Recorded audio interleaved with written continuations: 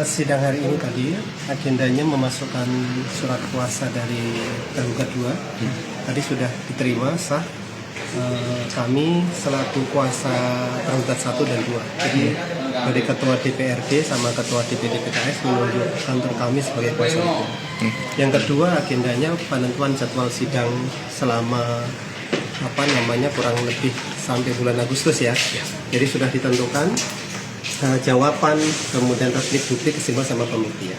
Itu akan dilaksanakan secara online. Begitu. Untuk pembuktian kemarin menggunakan apa Pak? Karena kan ketua kan lagi di PLT. Oh PLT. Ya, Akhirnya menggunakan PLT Pak ya. Oke. Untuk jadwal ini nggak ada mediasi Pak ya? Enggak. Kalau ini perselisihan partai politik, ini tidak ada mediasi. Jadi langsung ke jawaban. Sama waktunya limited 60 hari sudah ada putusan sejak pendaftaran awal kemarin. Langkah apa Pak untuk yang dipersiapkan untuk membela tergugat 1 dan 2 ini?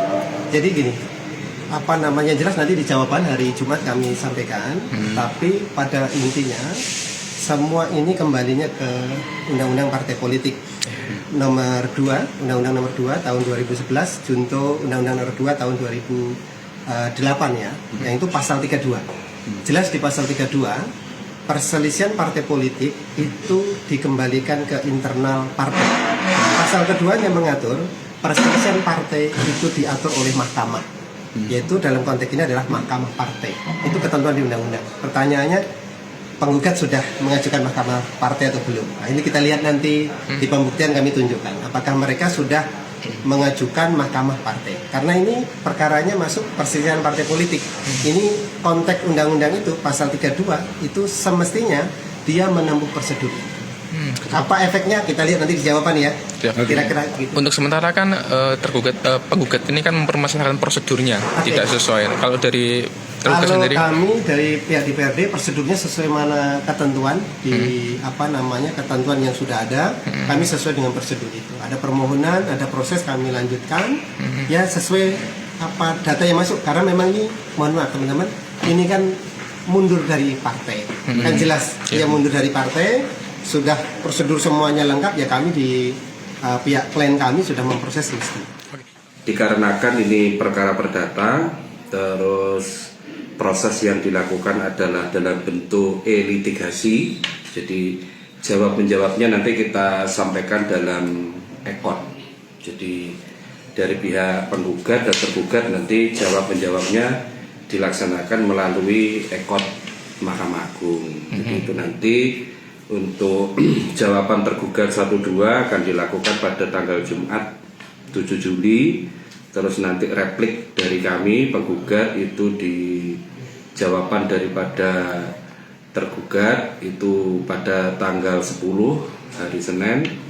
Terus nanti ada duplik jawaban replik dari tergugat itu pada tanggal 13.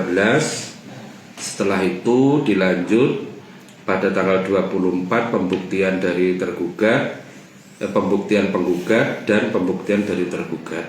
Jadi kalau pembuktian nanti di semua pihak datang di persidangan, karena pembuktian tidak bisa dilakukan melalui ekot. Setelah itu kesimpulannya pada tanggal 31 Juli dan berkemungkinan putusannya dijadwalkan pada tanggal 9 Agustus 2023. Tidak ada proses mediasi kan ya? Karena ini perkara berkaitan dengan partai politik, sesuai dengan hukum acaranya tidak ada mediasi. Dengan agenda yang maraton tersebut, apa strategi dari kuasa hukum penggugat? Ya nanti kita kan di sini dari jawab menjawab dan pembuktian itu yang kita adu gitu loh. Apakah nanti keberatan kami itu bisa dijawab oleh pihak tergugat 1 dan kedua seperti apa ya, kita lihat apakah nanti dari keberatan ini bisa dibantahkan oleh para tergugat itu apa tidak, dan itu nanti juga dilakukan dalam pembuktian. Ya kita berusaha di dalam pembuktian itu. Apa yang disiapkan nanti untuk dalam pembuktian ini? Ya dalam keberatan kita proses daripada pengajuan permohonan PAW yang dilakukan oleh DPD PKS itu yang nanti akan kita buktikan bahwa ada hal-hal yang secara tahapannya tidak dilakukan dengan prosedur ya. Jadi ada tahapan yang tidak dilakukan. Itu yang membuat kita keberatan.